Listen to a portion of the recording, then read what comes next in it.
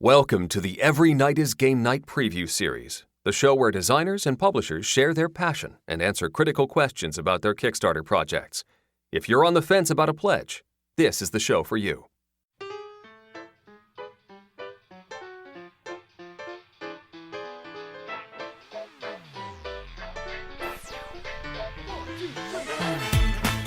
ENGN Preview Series, Episode 47, Dance Card with Mike Melkonian.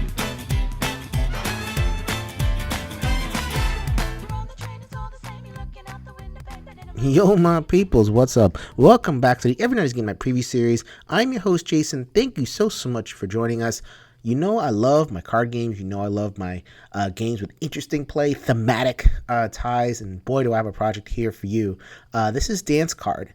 You may remember this project if you were paying attention to Kickstarter at the time. It was launched as a competitive-only card game, did not reach its funding goal, so the designer has stepped back, retooled, added a whole bunch of stuff, and also added, for the purposes of our listenership, solo and co-op, which, woo, I am very, very interested in. We are going to get to that stuff, especially solo and co-op towards the end, but I wanted to hear about this project, Dance Card, once again. And we have the designer to talk about this project. He is Mike Melkonian, jumping on the show for the first time. Welcome, Mike. Thank you, man. Thanks for having me. Excited to talk. Excited to get into this topic. Excited to get into Dance Card. So Dance Card is a really cute, little project. We could go into it. We have a whole bunch of, I have a lot of thoughts about it, a lot of, excitement to share. Like I was saying before in the intro, love my card games. Yeah, there's a ton of cards, and we're just adding more and more all the time. Yeah. I love cards. It's funny you should say that, actually, because cards are my single favorite tabletop component, and there's so many reasons for that. But yeah, I love cards. All right, so tell us a little bit about yourself before we get into the project. So Mike Melkonian, from South Central Illinois? I'm currently living in Bloomington Normal, which is Central Illinois. There you go. I'm not a native here, though, so I will always rep California. I'm LA born and raised, Los Angeles. What happened? Lots of life reasons. There's different things that happen, but yeah, I bleed gold and purple, so Lakers forever. Yeah, so so we'll talk about that in the after show. We will. Yeah, we could definitely talk sports. Fantastic. So anyway. I'm getting off topic already. See, I just ramble about whatever I feel like talking about. I got to stay focused on Dance Card. So, Dance Card. Dance card. Well, about myself, you said. Absolutely. So, me, like I said, I'm born and raised in LA, moved out to Illinois. Always loved games when I was a kid, like a lot of people. This is not unique. I used to design like board games, freehand as a kid. I would like draw like little maps and stuff, and you have little pieces you have to go from here to there. Usually copying stuff like Monopoly or Life or whatever. Sure. But I had that idea early on of like making little games to like entertain my cousins with and stuff, and didn't play a whole lot of. And this is what I'm going to say right now really informs my design philosophy, but I didn't really play a whole lot of hobby tabletop games growing up. Like I said, I played Monopoly, Life, all that kind of stuff, sorry. But I didn't really get into like the Catans and the Acquires and like the stuff like that, building up to stuff like, now we have Ticket to Ride and all the different kind of gateway games we have now. I didn't really play a whole lot of those. I was definitely more of a video game player growing up. Still very much, I love video games. They're very near and dear to my heart. It wasn't until I was an adult, like when I was going to college, that I walked into a game shop with a friend of mine who was buying Flux of all things, like the most casual game ever. He was buying, he went there stopping to buy a copy of Flux, and while I was in there, I saw Arkham Horror on the wall. And I was like, oh man, what is this? Like there's like tentacles and stuff. It wasn't even the main Arkham Horror. It was the Black Goat of the Woods expansion. And it just had a really cool like artwork on it. It had a really cool like just dark theme. And I was like, what is this thing? So I just bought it. Like I didn't even know there was. See, this is how like new I was back then. You bought the expansion without buying the base game. Exactly. Yeah, I didn't know anything about it. But I like put up the cards and I saw the artwork. I saw the characters. I saw the different monsters with the stats, and I was like, holy smokes! Like I thought board games were like Monopoly and stuff like that. I didn't know they could be this kind of stuff. So what drew me into, and then eventually, of course, I bought Arkham and I bought all the expansions and I got super into it. I love FFG's whole Arkham universe. They've done amazing with that over the last several years. What really drew me into it was the mechanics, yes, of course, but also the theme, the fact that you're moving characters around a board and you had like, and it something about the theme, the storytelling, the world, the exploration, it just felt like being like in an open world video game.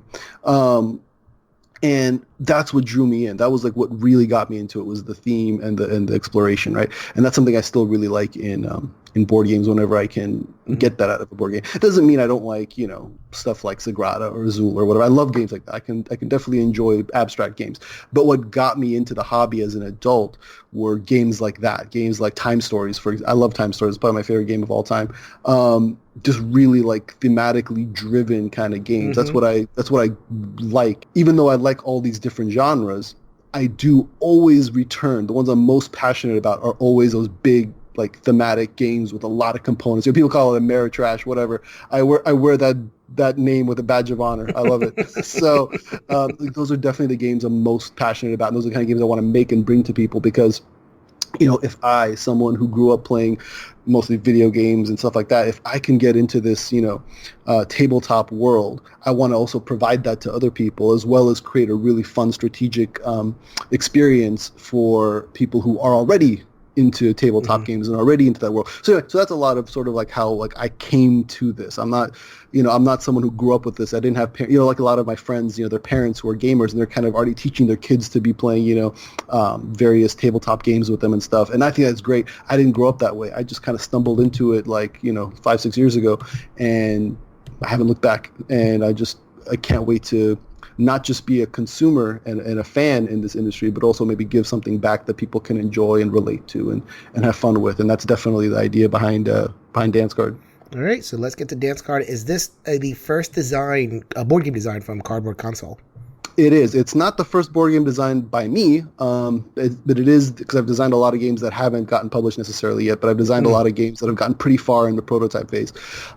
This is the first one where I thought, okay, this is the one where I hope I can kind of launch the company with. So this is the first one that's going to be published, but hopefully if this one is successful, we got like 10 more in the wings that are pretty ready to go. Sure. And the reason I chose this game, kind of a counterintuitive reason.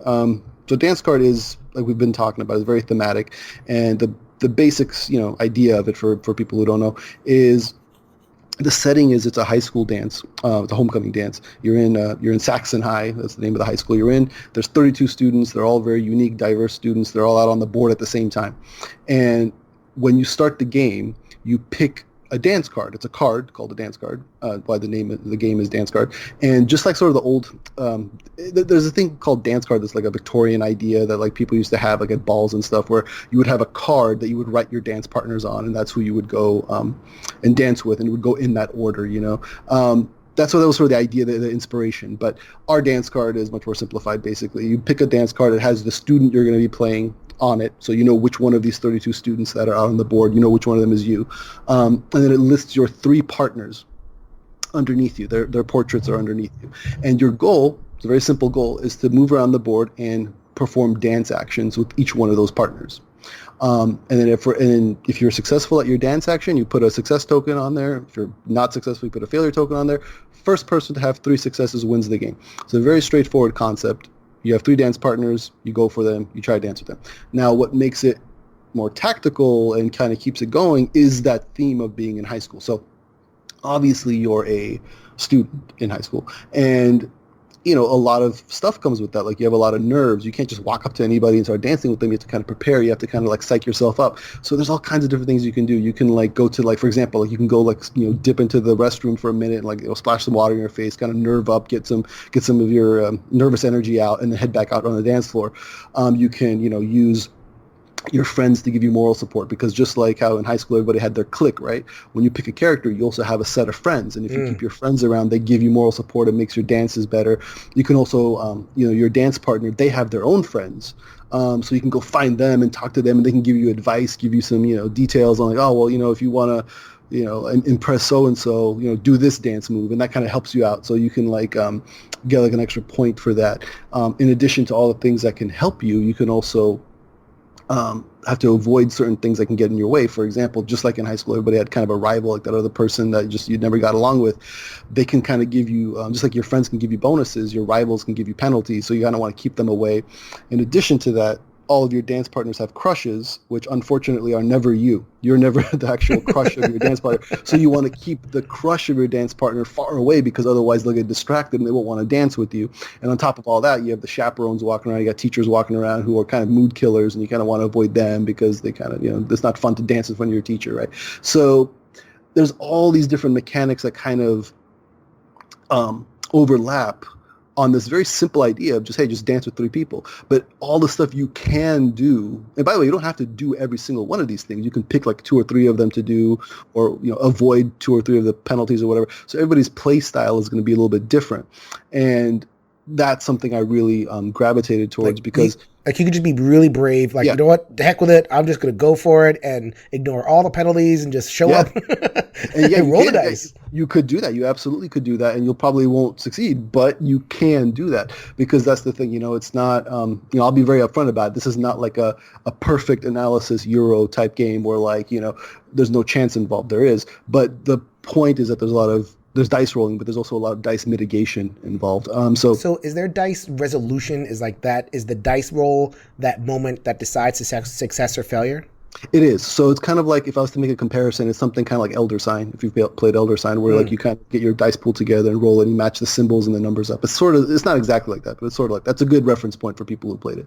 Sure. So that's sort of the idea. But the thing I really want to stress is, because I know a lot of people, they hear random dice roll, they don't like that. I have one of my best friends is a huge Euro fan, and if I told him it was dice in my game, he was like, come on, you can't do that.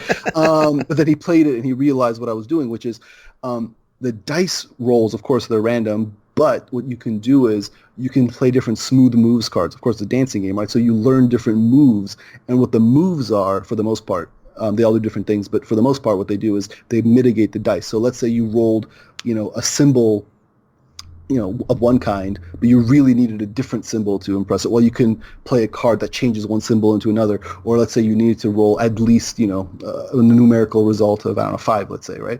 But you only rolled a 3. You might have a dance move that adds 2 to it. So even though there's dice rolling, it's not totally random, because what you're really doing throughout the game is trying to learn dance moves, psych yourself up, get everything you need ready, and then you approach your dance partner. And if you play really well, it almost doesn't matter what your dance roll is, because you have enough smooth moves and other things you've built up to kind of mitigate all that.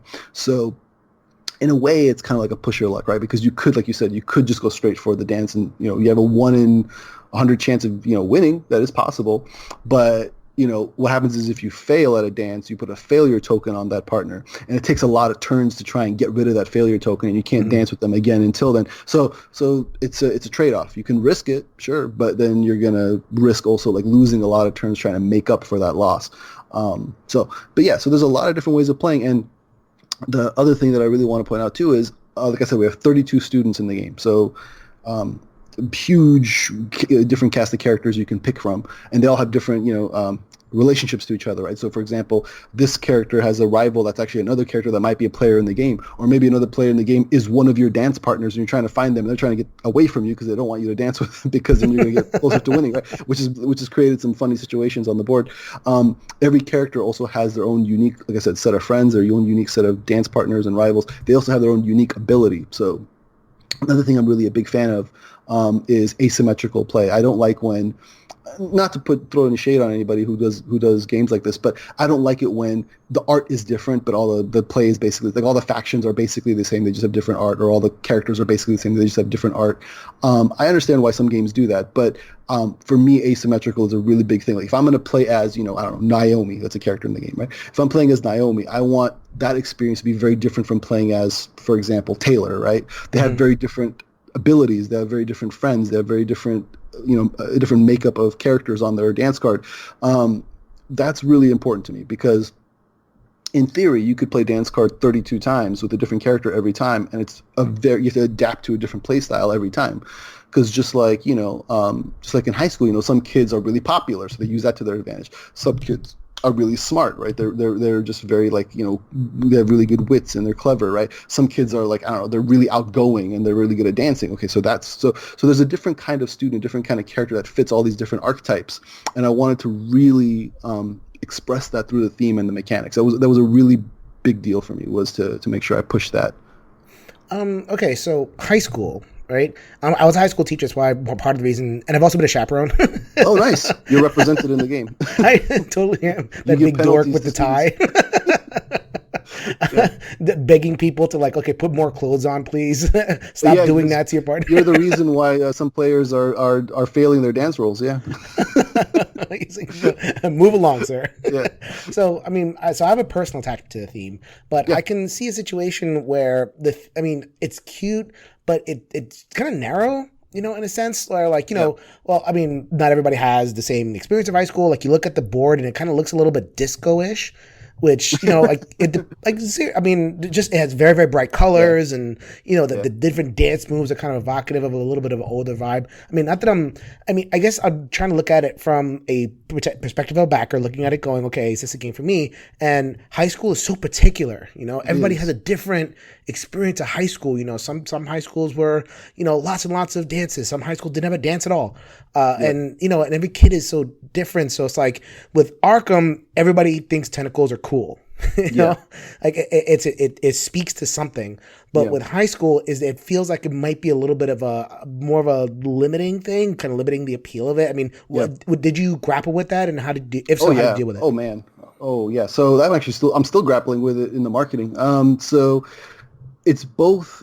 I'll tell you the pros and cons of it. So the pros of it is that we have a completely sort of counter-programming type of theme, right? Like it's something that I haven't seen before, and the gameplay in it is something I haven't seen before. So it's very different. And like, a lot of people, you were talking about the tentacles, tentacles, dragons, space, all this kind of stuff. I love all that stuff.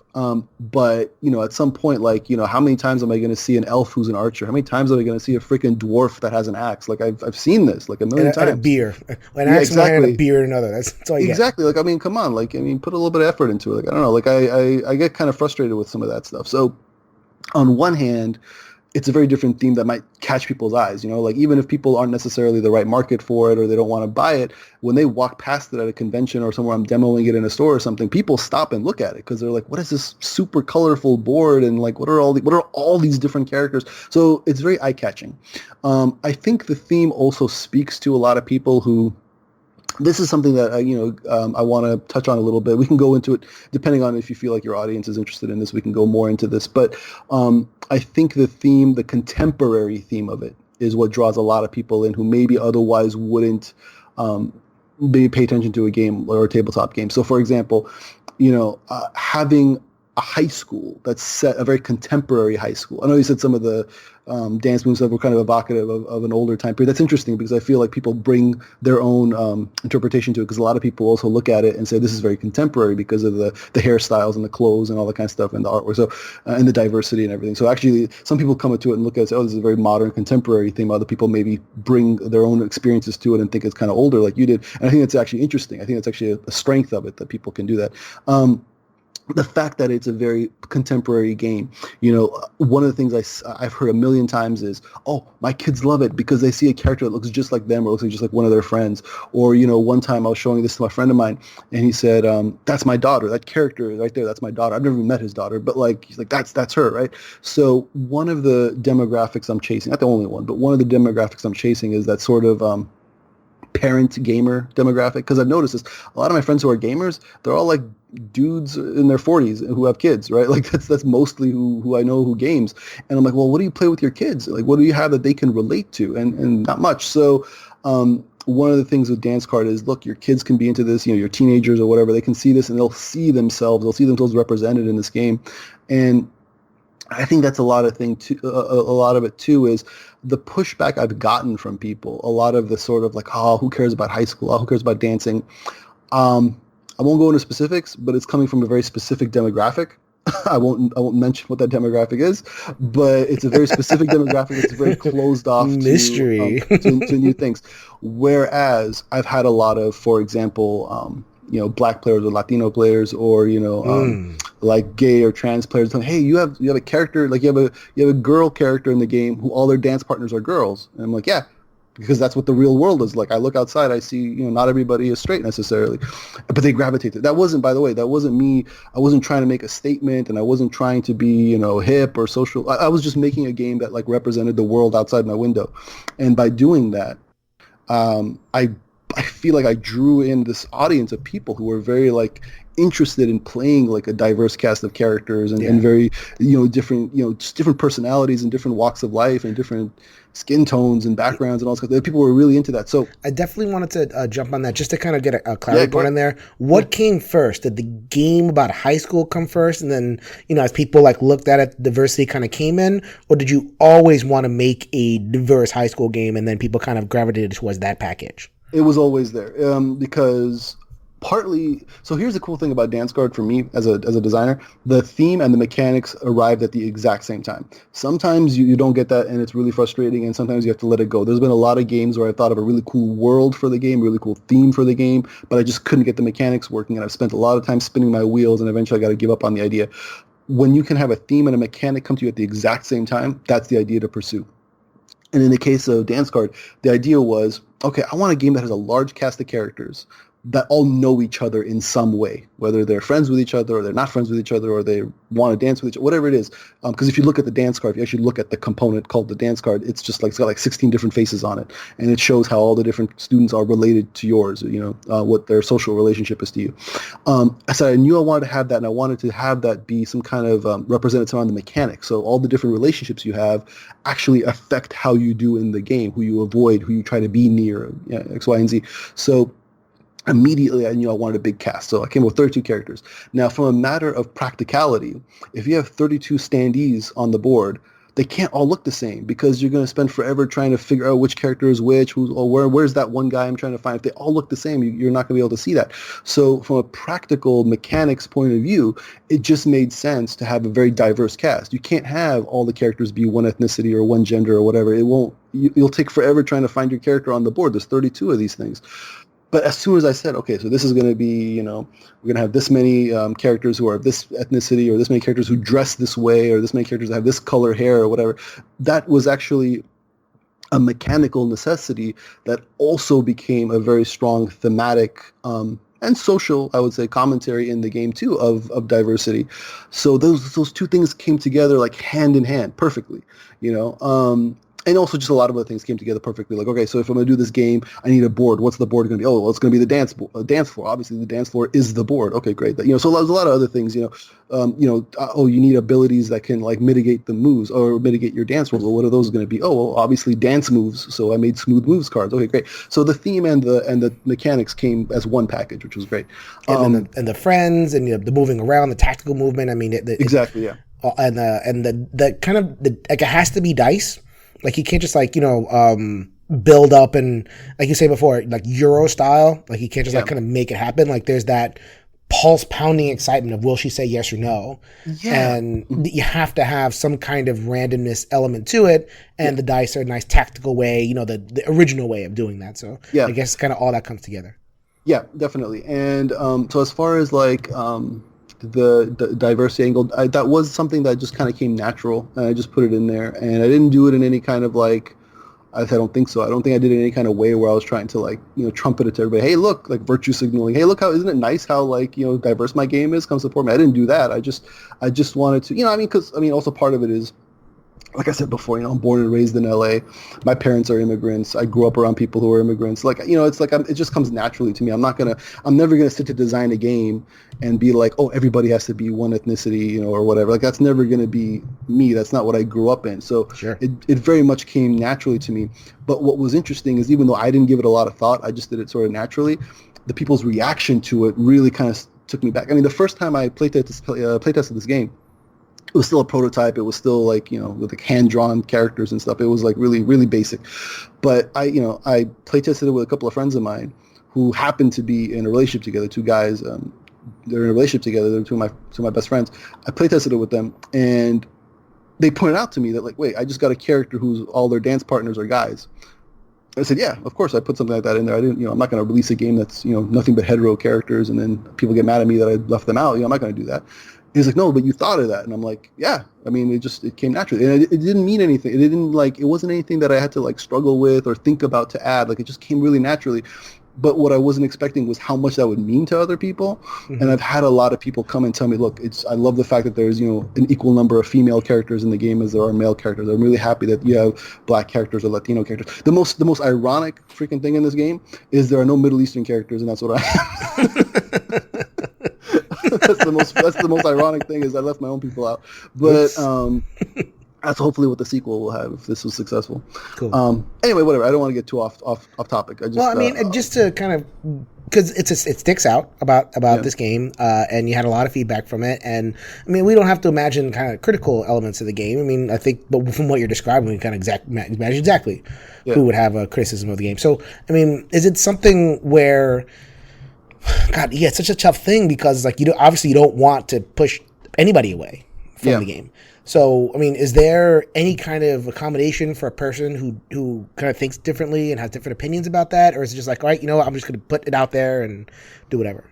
Well, I mean, the thing is, like, I don't think anyone should have a problem with anything that's in this game. It's designed to be very family friendly. It's designed to be very inclusive. So I don't think there's anything that someone should have a problem with. But, it's not like overbearing either. So, like, for example, yes, I wanted to include gay and bi characters, but they're not the majority. Just like in society, most people are straight, but you do need to, represent people like that. Just like in America, African Americans are like 10% of the population. So most of the characters in the game are white. But so I tried to mimic the real world as I saw it. So no one, I don't think, unless you're a racist, I don't think anyone's going to come to this game and be like, oh, there's not enough of what I want to see, or there's too much SJW stuff, or whatever people say out there. I kind of try to stay away from that stuff anyway, because I don't care about these labels and things people put on stuff. I just tell it how it is. That's part of it too. Is I know who I am. I know how honest I am with stuff.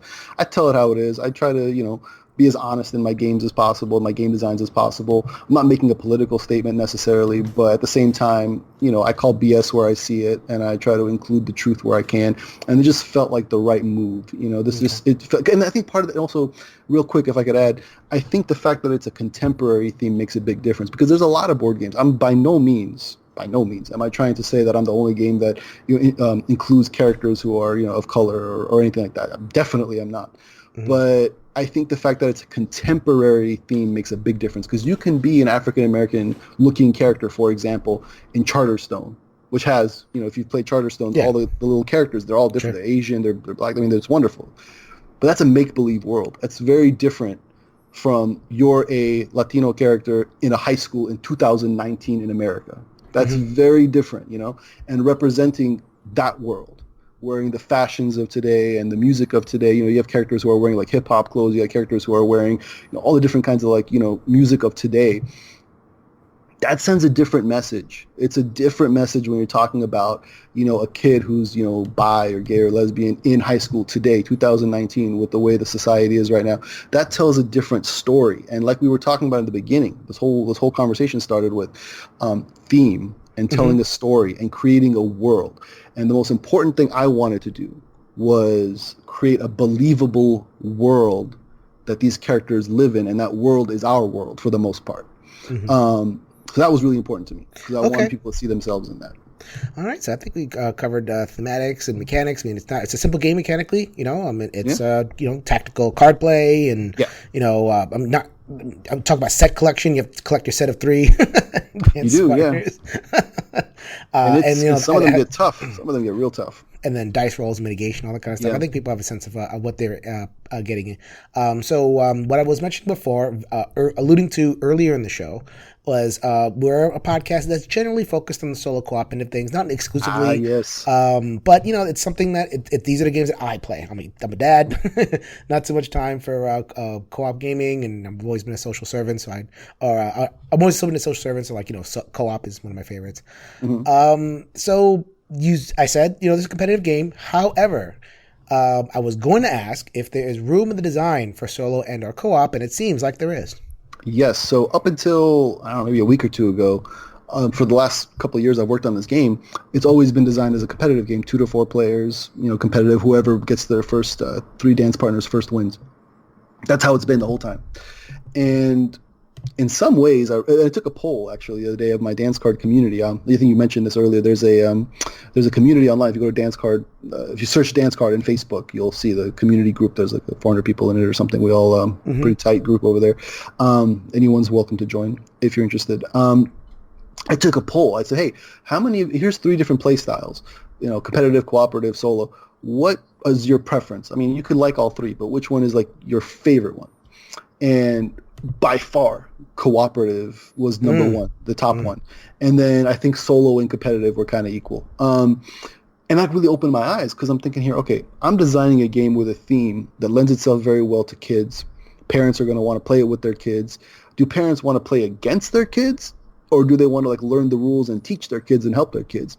And in addition to that, you mentioned something I think is really important earlier, which is the theme kind of a hindrance, or some people could have a hard time? I think yes, because for some people, because if you're someone like, here's the thing: I play games like Scythe and, like I said, Arkham Horror, and like I play heavy games. So, but yet I'm designing this game, right? If I wasn't the one designing this, I don't know if necessarily I would be the one coming to a game that like, hey guys, after we set up for Twilight Imperium, you want to play dance card? Like, I don't know if necessarily I would be that guy, but if I knew I could play it solo, if I could just get this game and just enjoy it on my own and not have to worry about, my friends thinking I'm a dork or whatever, because, there's some people out there who are like that. Hopefully the majority are not like that. But, some people are going to be like that. You can just buy the game and just play it yourself too, the solo game, right? That would be the benefit of it. So I saw co-op, I saw solo, and I love co-op and solo. I've played, probably the tabletop game I've played most of in my entire life is Marvel Legendary. Sure. The solo mode. I have, without being hyperbolic, I've probably played 1,000 sessions of that game solo. Because there was a period of time where in the middle of the night I would get up, set it up, and play like 3 solo. And I'm a quick player too when I'm playing by myself with solo. So I could play like 3 sessions like in an hour and a half of Marvel Legendary. So anyway, so I'm just trying to say that like my solo credentials are on point. I love solo play. Cool. So. And of course, playing Arkham Horror cooperatively, and also Legendary playing it cooperatively. So anyway, so my point was, I saw this and I was like, wait, I'm cutting off a huge demographic here, a huge market here for no reason, because the theme actually really lends itself to co-op and solo play. So anyway, after giving it some thought, I sat there, I reached out to a couple other designers. They gave me some feedback on how to do this. Long story short, I know I'm very long-winded. Long story short, we have designed a solo and co-op mode for this game. So basically, when you sit down and play dance card, there's 3 modes you can choose from: solo, competitive, or co-op. And each mode has its own card that says the name on there: solo, competitive, or co-op. And you flip it over, you put it in the game area, and it tells you the rules for that mode. So if you're by yourself, you want to play solo mode, you throw down the solo card, it shows you the rules for solo mode. Friends come over, you throw down the cooperative or the competitive mode, And so is it like everybody's each other's friend, like that group? Do you have to travel in a pack? And you don't have to travel in a pack, but what you're trying to do is you're all trying to dance with your so in the competitive mode, what you're trying to do is be the first person to dance with all 3 dance partners. What happens in the cooperative mode is all of you have to dance with your dance partners. But now there's a timer in the game, which is there's a deck of cards called the Mix It Up deck. When that runs out, the game's over. And if you didn't all dance with all 3 of your partners, you lose. Now, the way the gameplay changes to accommodate co-op is that you can actually interact with each other and help each other out in various ways. And it's listed on the card all the different ways that mechanically it works. So and in solo, it's kind of a similar thing, but obviously there's no one to help you out. You're basically just fighting against the clock in solo mode, trying to get everything done before the deck runs out. And because there's no other players moving people around, there's a mechanic that makes you switches up the board a little bit, so you have to contend with the board kind of fighting back against you a little bit. So I'm really excited that we have that, because some of the most diehard dance card fans I have some people who have been following this game for like 2-3 years, people who've really been by my side. I asked them, what's your favorite play style? They say co-op and solo. And I'm like, you've been following this competitive game for 2-3 years. They're like, yeah, we love the theme. We love the idea. So I said, okay, I am being completely stupid right now if I don't include a mode, especially a mode that I like. I love playing cooperatively, and I love competitive is probably my least favorite way to play a game. It just happened to be the way I designed this game, which, by the way, that's something that people should know. Like, the games that people design are not always necessarily indicative of the games they want to play. It's just you can't help the ideas that come to your mind, so you have to develop them. That's a whole different discussion we could get into. It's the mentality of designers and how ideas come to them. Oh, we're definitely coming close to the end. Yeah, We don't have to get into all that. that's definitely a whole like very interesting idea. Anyway, so long story short, solo and cooperative play is in Dance Card. So you can hit the dance floor with your friends together, working together, or you can do it on your own if you feel like, hey, you got 45 minutes, you want to play a quick game, just throw it on the table, play yourself against the board. That's in there now, and I'm thinking that's going to definitely open it up to a lot more people because the theme being as friendly, family friendly as it is, the art being as beautiful as it is, because that's another thing too we didn't really talk about too much, but I didn't do the art, so I can brag about it all I want because I don't have good artistic skills. My artists have good artistic skills. They did an amazing job. The artwork in this game, I love it. And I would say that even if I didn't design this game, I'm a fan of the people who I hired to do the artwork. They're the masters. I'm not. The game looks gorgeous. I haven't seen another game with this particular art style, this vibrant of the first thing you mentioned earlier was the vibrant colors, right? It's just they took my idea and they made it look gorgeous, and I'm very thankful to them for that. So there's so many like draws to it, and I thought just giving people the option to play the way they want to play will take it to another level. So I'm waiting to see what the reaction to that is, because at the time of this recording I haven't actually made that public yet. You're one of the first people I'm telling. the community group, at this point when we're recording this, when it goes live everybody will know, but when we're recording this nobody in the community knows. I think in a few days I'm gonna spring it on them that we're introducing co-op and solo, and I honestly think be happy. Honestly, that'll take you over the top. Because I know this was launched and then you had to take it down and everything, but I really do think like solo is a Kickstarter thing. That's the first question backers ask. Like, okay, can I play this solo? I think solo players want the value. Like they don't know what they're getting. So if they know a game plays solo, they know they're going to be able to play it at least a couple of times. Yeah. And they want that added value from games. And I just it's a mix. And all the big projects. Most of the big projects, like 9 out of 10, have a solo mode. So I think that you did us a big favor. Thank you. Well, the biggest favor will be people being attracted to the project and checking it out and supporting it. Because like I said, this is definitely something I'm passionate about. The theme is something I'm passionate about. The message is something I'm passionate about. The mechanics are something I'm definitely very passionate about. Sure. And of course, like I said before, if this one takes off, there's a lot of other ideas. And like you said earlier, you said it kind of made you think of disco or this or that, or kind of an old school. There's a lot of, without giving away too much, there's a lot of different time periods and themes and things that can be adapted to fit the dance card mechanic. So not necessarily this is a one and done. So if people like it, there's a lot of different content that can come to a game like this, I think. So that was Dance Card. You've been listening to Michael Melkonian. The project will launch on September 24th. If you're listening to this on the 23rd, when the episode drops, this project will be available tomorrow. It has competitive, cooperative, and solo mode. If you're listening to it on the 24th, go ahead and hit up Kickstarter and see if you like what you see and see if it's worth your money or not. So thank you so much, Mike, and good luck on the project. Thank you so much. Thanks for having me. Appreciate it.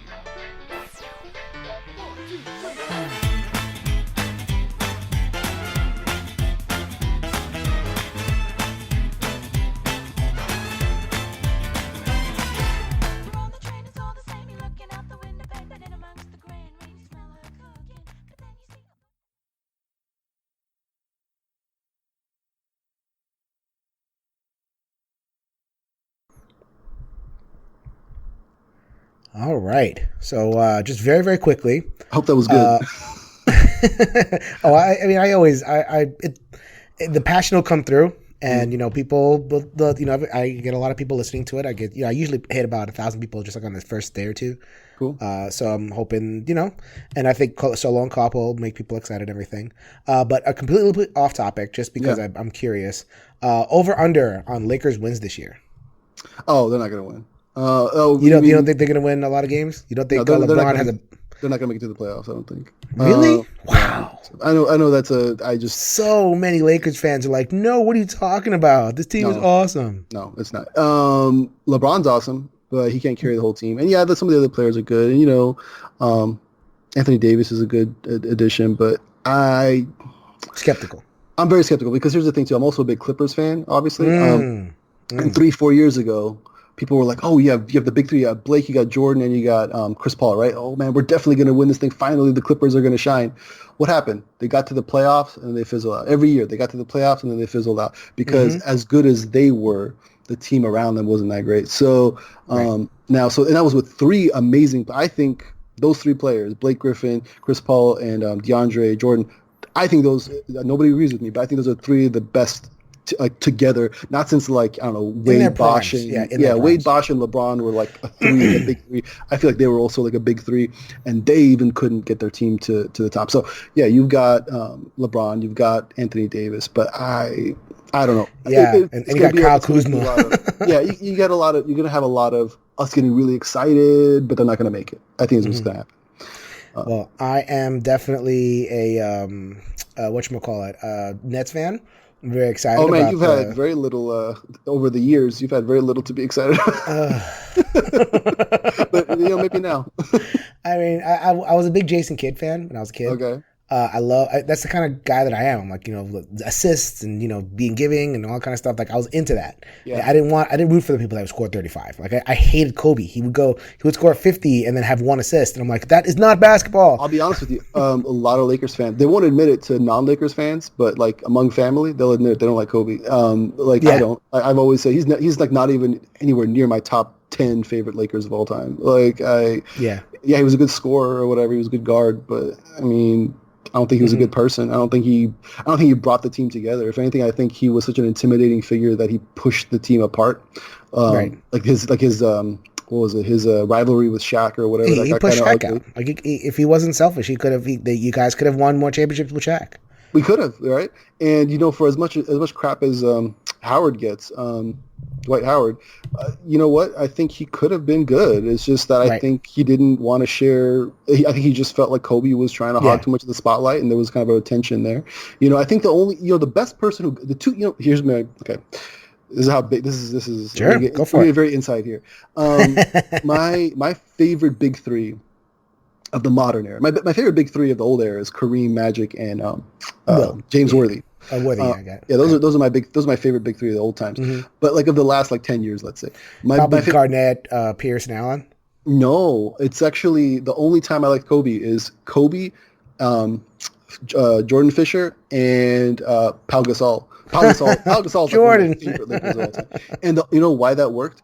Because those two guys were genuinely friends with Kobe. Yeah, they actually Pau Gasol was absolutely. Like Pau Gasol and Kobe were like brothers, and so was Fish. I mean, Fish was like his uncle or something. Like they were like those three were really tight, and it showed. Because I think one of the biggest detriments to the Lakers has been Kobe's personality and pushing away otherwise good players. And we saw the few times that he was actually genuinely friends with people, they really excelled. Anyway, Kobe's gone; he's retired. It doesn't matter anymore. But I don't know. I feel like LeBron is definitely a better leader than Kobe was, but I still don't think they have what they need to get to. I mean, I could be wrong, but I just don't think they have what it takes to get there.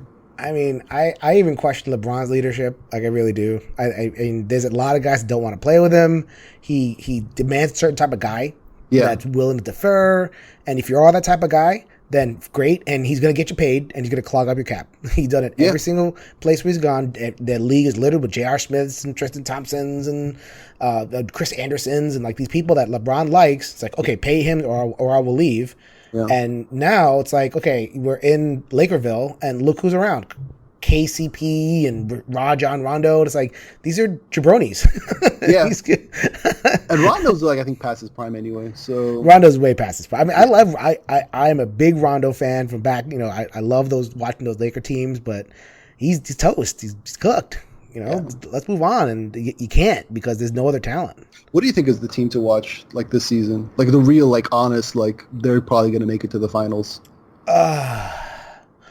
Oh my God. I mean, the league is so wide open. For the first time ever, you have 17 big twos and no big threes anymore. So you have Harden and Westbrook, which I think that team is going to be really good. I don't know if they'll make the finals, but I think they'll be the 1 seed. Maybe. I really do think they'll definitely be in the playoffs. They like each other. And they play off each other. Harden and Paul didn't like each other. Yeah. So then, like, I think that I honestly that's my pick for the 1 seed in terms of like who's gonna make the. It breaks my heart that finals? Chris Paul's not a Clipper anymore, though. Yeah, Really breaks my heart.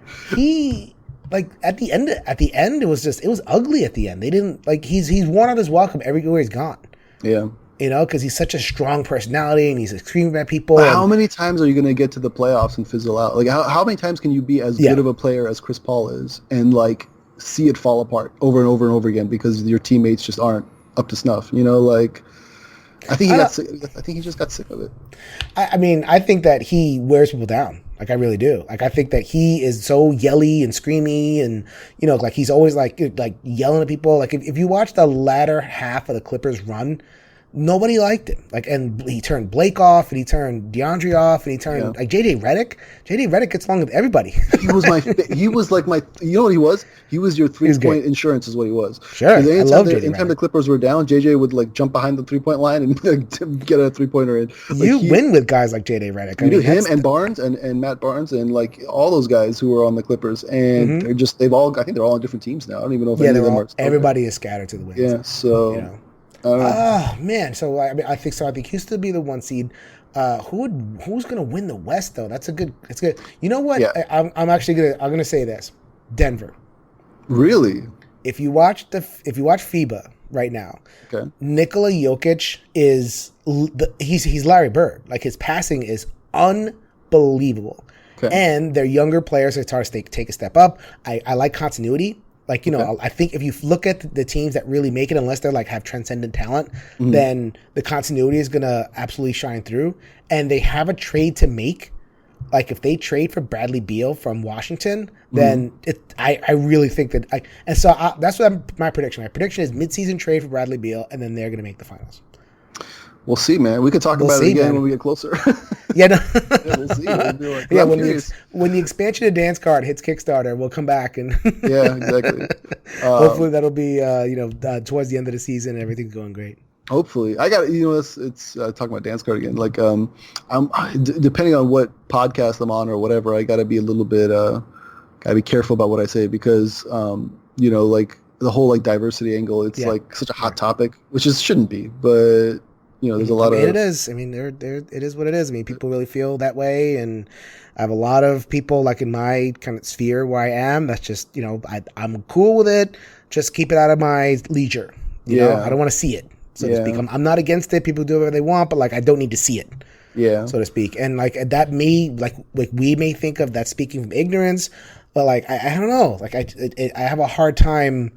Like with somebody who has that sincere belief, and maybe it's based on some kind of religious belief. It's like I don't know. It kind of brings up weird feelings for me. I just don't think the issue is cut and dried. You know.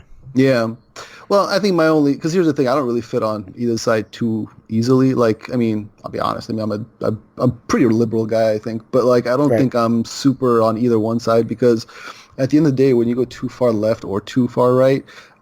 Both sides are basically just yelling their feelings at you. And it's quite frankly, I don't really give a shit what your feelings are. I just want to get to what I think is right and what I think is appropriate. Yeah. Like, so for example, when I, included, gay characters or Latino characters or whatever, I didn't do that to make any individual person happy or get brownie points. I did it because that's the world I live in.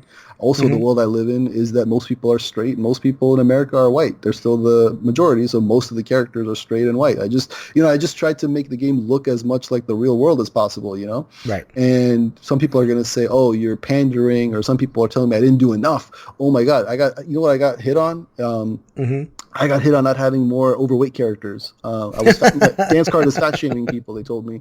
Because all the characters are really thin. And I was like, well, I mean, I don't know what to tell you. I mean, the funny thing is I actually do have at least 5 or 6 like characters that are not like skinny. Like they're not overweight either, but they're big boned or whatever you want to call it. They got a little extra cushion. And so I thought that would be enough, but people are like, no, you have way too many skinny characters. And I'm like, well, they're teenagers, they're dancing. You want to accentuate the dance moves, and having kind of lanky characters allows you to do that.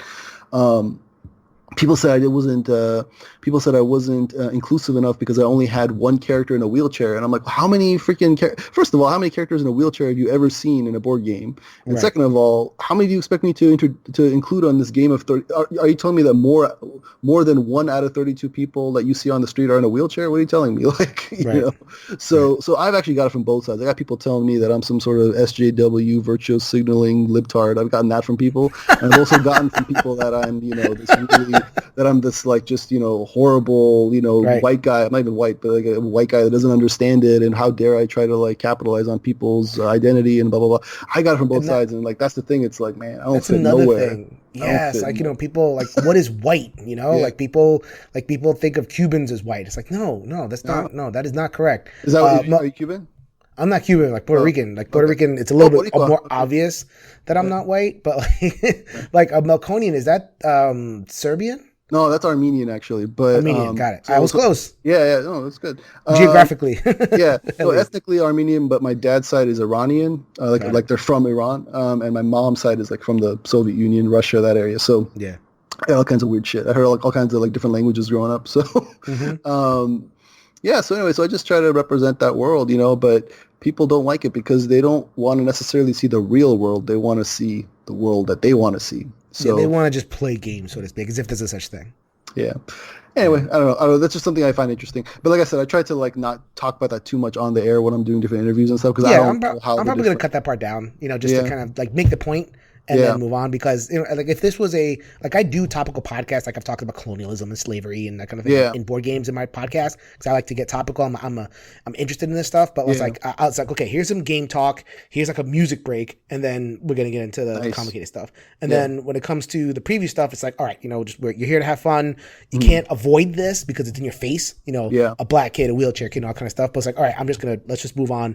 You can play it if you want to. If you don't want to, then whatever. So I'm probably gonna cut that down. Yeah, makes sense. Make it neat and all that kind of stuff. So obviously, yeah. No, and I really appreciate taking the time and stuff, and No, this is great, man. I'm glad if my little podcast over here can get you a couple new backers, it'll all be worth it, man. Dude, even if I don't get any new backers from it, just talking to you was fun, man. I love talking to people about games. I could do it all day long. So cool. even basketball games. Yeah. All right, my friend. We will be in touch mid-season. All-Star break. We'll give it an update. Yeah, I'll pray for the Nets. This year is going to be a little bit rough. Kyrie is not exactly Mr. Leadership. No. And I always thought he was overrated. I'm in the minority, but I always thought he was overrated. He's a great second star. He's okay. No. He's a great second. That dude made the biggest shot, second biggest, because Ray Allen's was the biggest, but he made the second biggest three in the finals that I've ever seen. And that you cannot take that away from the boy. All right, I won't. I'll leave him alone. All right. Cool. All right, my friend. I'll tell you. Have a good night. Love talking to you. Take care, man. Be good. All right.